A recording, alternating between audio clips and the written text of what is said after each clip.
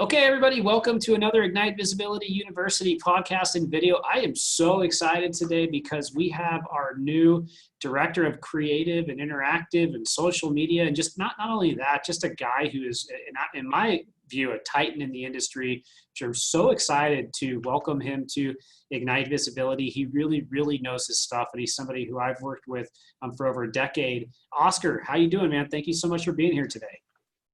Thanks for having me, John. How are you doing today? I'm doing good. I'm doing good. It's good to see you. So would you mind maybe just tell everybody a little bit about yourself and just about your role at Ignite? Sure. My name's Oscar Lutteroth, and thanks for the introduction, John. A really nice introduction from you. I joined the Ignite team about 2 months ago now, and as you mentioned, John, I've known you for about the past decade, been working together. Big fan of the company and the work that you guys have been doing. So when the opportunity opened up to join and head up the creative side of the business, it was a no-brainer for me to come on board.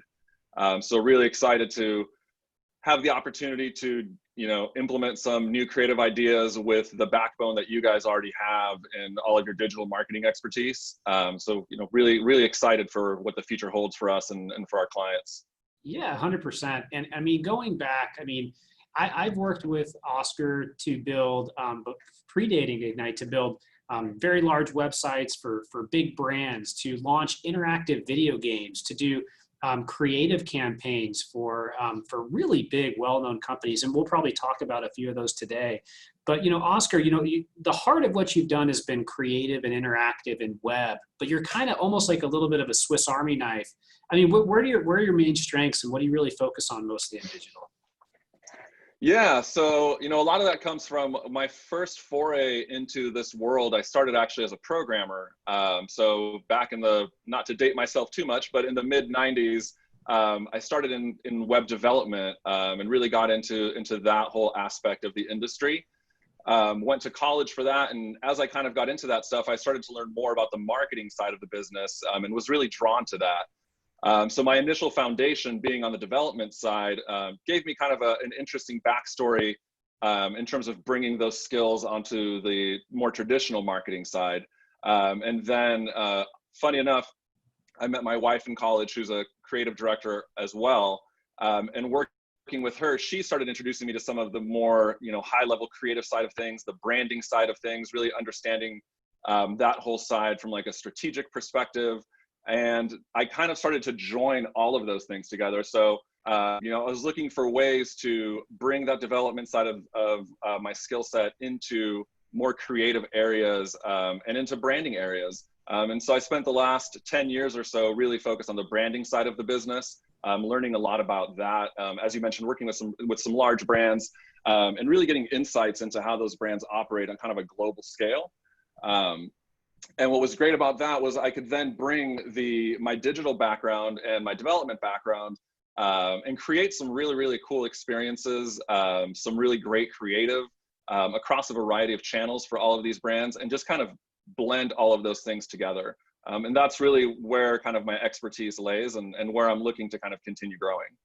Yeah, it seems like, for me, I've always been so performance-based, marketing driven, but, what I've learned also really in the last 5 or 6 years, I think, is that performance-based is great, but the bigger the company gets, the more it's really not about performance-based. Performance-based is fantastic, but I believe it's more brand driven. I believe it's much more kind of like company ethos driven, mission driven, drives creative, drives all assets for performance-based marketing. Like that's kind of the feel that I start to get with these bigger companies. Talk to me about that a little bit. Like how do you get into that creative process and how do you kind of develop that?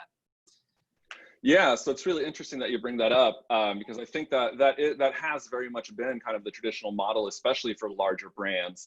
Even though your success is still measured against things like sales and growth and those types of figures. It's not the same as it is at a small business level or even a mid-tier business where you're literally measuring, every dollar spent against a true ROI. When you're looking at the really big brands, a lot of the things that are driven are around measurements like brand awareness, brand affinity, likelihood to purchase. And when you move the scale on those numbers, it's, very small percentage points year over year. So the way that you approach that strategically is much different. And in that type of work, I think, creative just becomes kind of king. Like it really leads everything that you do. You really want to have impactful storytelling, a really high aesthetic. You really want to connect with your consumers through your visuals and through your storytelling. And it's not so much about driving them to an immediate action. So, where you see more direct response type marketing where everything is, let's get you to buy, let's get you to click, let's get you to sign up, let's get you to, convert in some way, shape, or form. The bigger brands, when you're working on that brand awareness piece, it's just a lot different. And so it changes the way that you do things strategically, because you have to kind of change your mindset out of the performance marketing world and into this idea of, how do I make the biggest impact creatively? How do I tell a story to the user, to the consumer, to get them to start associating my brand with, things that they relate to. Having said that, though, I think the current marketplace, and even pre-COVID, it was starting to shift a little bit.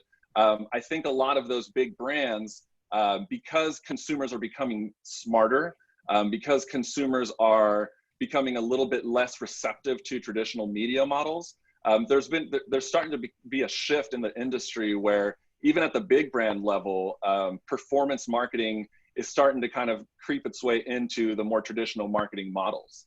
I think there's a need to be more careful with every dollar that's being spent in marketing. And I think right now, because a lot of the traditional channels for those big brands are being shut out, especially, TV, you're out of home, and everything's kind of shifted online into an area where things are more trackable and more measurable.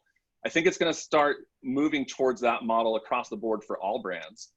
Yeah, I definitely agree with you. I mean, I even wrote a book on it at one point, and but I've seen the work that you've done and your team had done at past companies, on the Coca-Colas, the Sky Vodkas, the the Fisker Automotives, the Tacori Jewelries, and I just some of that imagery and some of that creative was so striking. I mean, I remember just the Sky Vodka stuff and the Tacori stuff, just literally beautiful. So how are you kind of like looking at coming up with creative now and then marrying that with performance-based marketing? Like, what's that kind of process look like? Where's the tug? Like, just talk to us about that a little bit.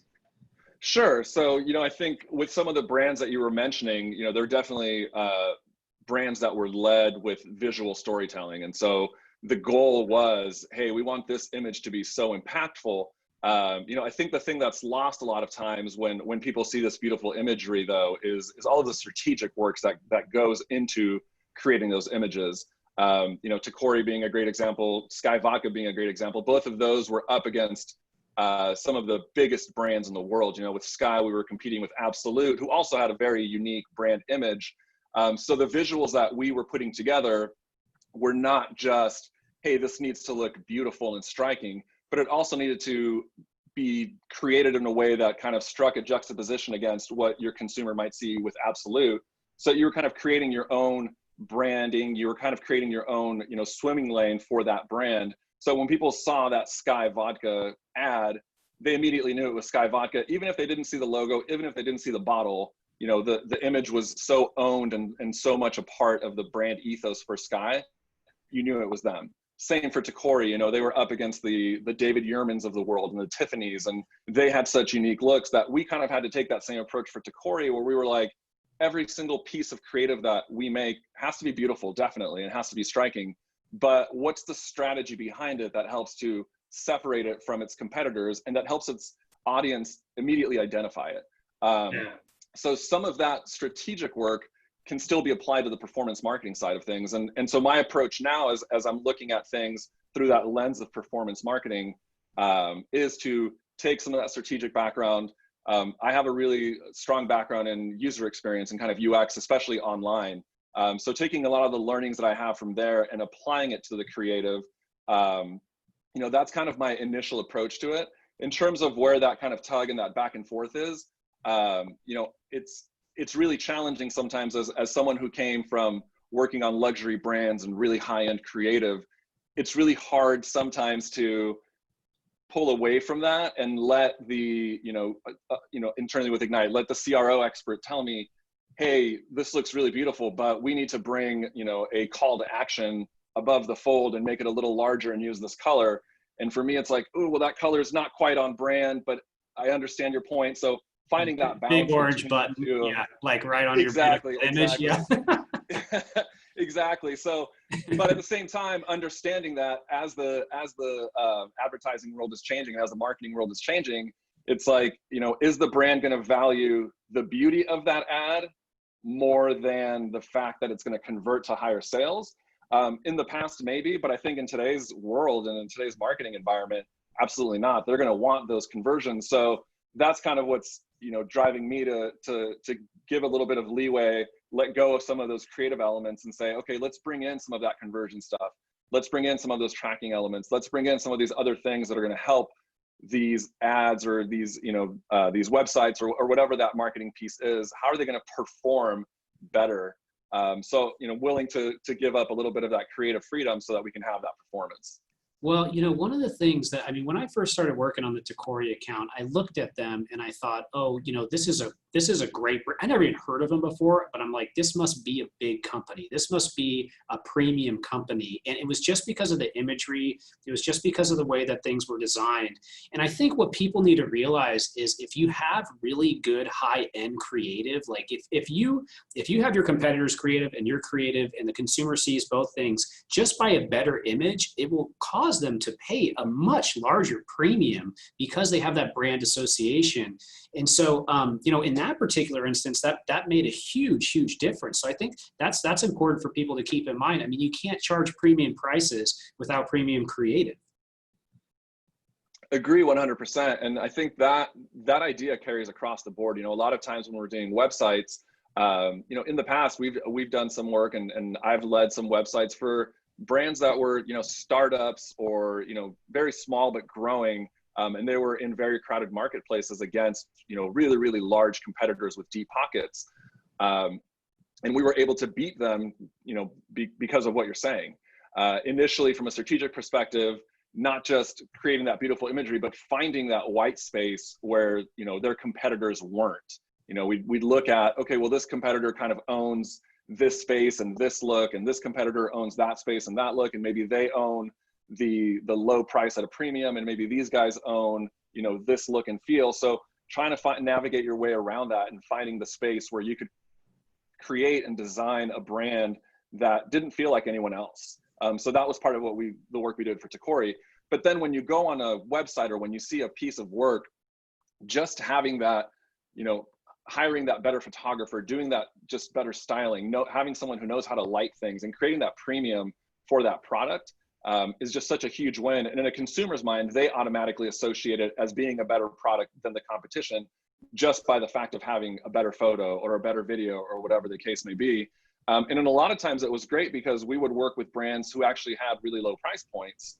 And then we would create this amazing creative. So we would hook the consumer in because they would be like, oh my gosh, I love this ad, or this is so beautiful. And then they'd see the price point and be like, there's no way, like that can't be. Yeah. And when you create that, it's such a huge win. So, you know, always looking for those types of opportunities. That allows you to go more mass market and sell larger volume and appeal to more people just by a little bit better creative, even though you've got lower price points, right? Exactly. And that's something that, you know, I worked a lot with at my previous agency, and my executive creative director there, that was one of his big things, this idea of what he called prestige at mass. And, you know, it was basically this concept that said, why can't we have beautiful things at mass? You know, why do we have to save them for high-end boutiques? Why do we have to save them for, you know, luxury stores? Why can't I walk into a Walmart or a Target or, you know, a Vons or any of these stores and still see beautiful product? There's no reason for it. People will still appreciate it and people will still recognize it. And sure enough, we took that strategy and applied it to a lot of these brands that were in those stores. And we immediately saw a lift because it really does help it stand out on shelves. And consumers really do appreciate the quality of the design. And again, they automatically create that association between, you know, visual aesthetic and performance or value.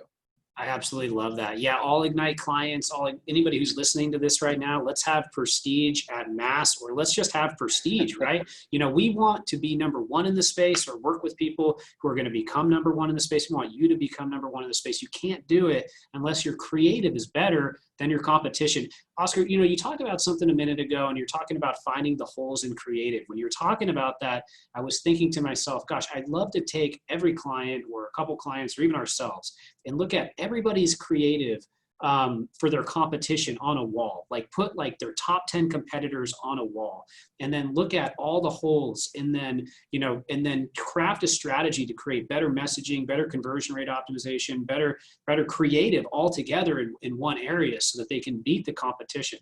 That just went through my head. Talk to me about your process. Like, is that kind of what your process is like? Is it competitive analysis driven? That's kind of what I was getting a bit from it. Yeah, definitely. So I think if we're talking about branding specifically, you know, that is 100% the process. Even down to, you know, you kind of nailed it, almost like you were secretly watching our sessions, but we literally would print out all of our competitors' creative. We would print out, you know, everything they're doing from a packaging perspective, from an online perspective, from a, you know, magazines, print ads, so on and so forth. We put it up on a wall, and we would try to find, essentially, like you're saying, like, what is it that no one is doing? And we would create essentially, like, you know, think of an XY axis that would have, you know, two defining parameters on each end. And one might be, you know, low price, and one might be high price, and the other one might be youthful, and the other one might be, you know, millennial, whatever those pieces are on the XY axis. And what we would do is we would map out all of the competitors in that space. And what we're trying to find is where's the one kind of area in that space where the competitors aren't. And then we would start to craft a brand around that thought process. So we would say, hey, you know what? Everyone in this space is covering these areas, but no one is doing this. And that gives us a foundation to start your branding strategy.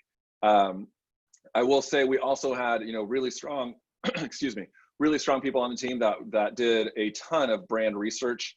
And I think one of the keys to that too was we didn't focus just on demographic data, which I think for a lot of brands, you know, that's an easy focus. It's like, hey, our audience is 18 to 34, they're female, you know, et cetera, et cetera. What we would do is then dive into the psychographic elements of a consumer, you know, so you start thinking about life events, you start thinking about, you know, macro trends in the industry, macro trends in the marketplace, macro trends for those other brands that you're competing against. And that helps you to craft a really interesting and unique story for your brand. And that's where you can then really start to have an impact, because you really understand who your consumer is, you really understand who your competition is, and then everything that you're putting out into the market is hitting on all of those points. And so it just resonates really strongly, really quickly with your audience. I'm so excited about doing that with clients. I'm so excited about creative driven strategies that then, you know, translate into the websites that we're building, that translate into the ads, that translate into the email marketing, that translate into the social media posts, the content marketing, the TV, you know, 360 stuff, brand continuity, right? And I know that the team is as well. So what's your kind of vision here, and kind of what's your, like, what type of services are you most excited about that we're offering now? Yeah, definitely. So I think from a vision perspective, we kind of touched on it earlier. You know, as I'm a huge fan of trend research. So I spend a lot of my mornings every day kind of jumping online, subscribe to some, you know, a series of newsletters, and spend some time online just kind of seeing what's happening in the marketplace across a variety of trends. Again, consumer trends, marketing trends, brand trends, et cetera, et cetera. And again, about a year ago, it started to pop up on my radar that, you know, brands were shifting the way that they were thinking. Brands were really being more careful with the way they were spending dollars. Brands were becoming a lot more segmented in the types of agencies they were working with, where, you know, in the past it was kind of the big agency of record. And now it's like, hey, we've got, you know, key agencies that do all of these key things. And that got me thinking about, okay, where's my next move going to be to? What am I going to do next? And I thought, you know, I really want to get involved with an agency that kind of fits what I think the future models are. So from that perspective, in terms of what I want to do next, I think that's where the fit came in with Ignite, where I think brands are looking for companies like us that can say, hey, you guys have great strategic thinking. You now have, you know, this awesome creative. And I'm comfortable knowing that all of the dollars I'm spending are going to be measured, and I'm going to have accurate results against all of those. And we have the facilities to test and shift and do all of those things. So that, I think, just at a higher level is what I'm excited about in terms of next steps. As far as specific services, you know, I'm really excited about the shift in importance of a web presence. I think with, you know, the current situation going on in the world, a lot of brands that had previously put web kind of to the wayside for a lot of things are now realizing how important that can be, not just during situations like this, but long term, you know, the advantages of having this own space, which is your website, and not having to rely on, you know, what Instagram is doing or what Facebook is doing or what, you know, whoever is doing and how they might change their rules. This idea of having ownership of your website and it being kind of your #1 conduit to connect with your consumers, that I'm really excited about. And even just talking to some of the prospects and clients that we've been talking to, seeing how that kind of light bulb has gone off for them, and they're really excited about, you know, putting all of this effort into those websites. I think that's a really big piece for me. I'm also excited, you know, just from a creative perspective about some of the things that are being done in the video space. You know, having done a lot of TV in the past, that shift into video online and the different channels that it's going into has become really interesting. I was actually just reading a thing about how younger audiences, you know, millennials, Gen Z, they actually don't see a difference between what we call linear and non-linear TV anymore. To them, it's just TV, whether they're watching on a video on YouTube or whether they're watching, you know, an Instagram video or TikTok, or they're watching a traditional television show. It's all the same to them. And I think that creates a really exciting opportunity for how we start to create video content moving forward. So those two areas I think are really exciting. But, you know, I still love photography. You know, I love the idea of, you know, how you can elevate an e-commerce website with just a simple tweak to your photography. I'm still a huge fan of email. That's you know, I'm always been a proponent of that, even with all the new stuff that comes in. So excited about those channels as well. And just really excited about being able to create a great strategy that allows clients to kind of hit all of those different channels with the right messaging, with the right creative, and you know, with the right opportunities. Awesome. Yeah, I think really interesting stuff right there. I was on TV the other day and I was like, you know what, this isn't that much better than YouTube at, you know, at this point. But you know, you hit on some really interesting stuff there. And I think, you know, the main kind of takeaway is, you know, we are now one of the main takeaways outside of all that really interesting stuff you said, you know, now for the first time organizing and doing all of our own photography for clients, all of our own video for clients, website development and website design for clients, all created and driven from one creative strategy that's got reasoning behind it, and go-to-market campaigns that's going to translate into all of the different services that we do with our other, you know, 90 amazing people who work here at Ignite. And so, so if you're a client watching this right now, or prospect, or just anybody who's interested, so now you know that Oscar is driving that side, and we're looking to do it from a very value-driven perspective. So not the most expensive, not the most cheapest in the entire world, but at a price point that really does make sense, so that we can do it, you know, as an offering, you know, premium and in mass, you know, for each of our clients. So Oscar is going to do a great job there, and we've already got quite a few great projects under our belt. So Oscar, we talked a lot about, you know, the biz side. We talked a lot of shop. Outside of that, what are you most excited about in your life right now? Anything cool going on? I know you live in Chula Vista. You know, you're a San Diego native, I believe, or you've lived in San Diego for a while. I'm a native. I think you've lived here for a long time. What's going on with you at home? Anything exciting? Yeah, so yeah, I have lived in San Diego for a while. I'm actually a native of Mexico. I actually moved over to the States when I was about 8 years old, but I've been in San Diego for about as long as I can remember, with a short stint in LA in between. In terms of stuff happening at home right now, you know, really excited for summertime. Kids are out of school, and they are ready to, you know, get into quite a bit of stuff. It's going to be interesting this year because normally we have the summer camps and summer school and all that, but right now it's a lot of hikes and pool time, and you know, we did a home remodel last year, so we've really gotten big into cooking at home. So I've been showing the kids some new recipes and doing a lot of cooking with my wife. So that's kind of been, you know, the home stuff going on. Nothing too crazy, but am hoping to get at least one trip in here at some point when things kind of calm down again. But other than that, you know, just hanging out here at the house with the family. Awesome. Well, thank you so much for taking the time to be on the podcast today and for taking the time to join the video. Any other closing thoughts that you have for everybody, or any final words on what's going to make them successful for marketing in 2020 or creative? Yeah, I think, I was reading something recently that made me think about this. There's a huge shift right now in brand loyalty. So, companies that for years have struggled to get people to switch over to their brand, are now seeing that that is no longer the case. I think the line I read was 10 years of marketing strategy has been undone in the last 3 months when it comes to brand loyalists. So I would say for brands that are in the market right now, that have found it challenging to steal market share, now is the time to really come into the marketplace with a new strategy to help you gain some of that market share, because the consumers out there are open to new brands right now. Given the current situation, they are looking for alternatives. They're open to trying new brands. They're open to sampling new products. So it creates a really, really interesting world for brands that are looking to get into those spaces. That's a really, really smart point. And for us in particular, when COVID kind of happened and started, we tripled down on marketing. We were able to get a little bit of market share. I've seen quite a few of our clients do the same thing, especially with all these businesses being impacted in different ways. So, look, there's nothing wrong in business with, wanting to stay afloat, wanting to grow, wanting to get more market share. Oscar, I think that's a really good point for everybody to kind of end on.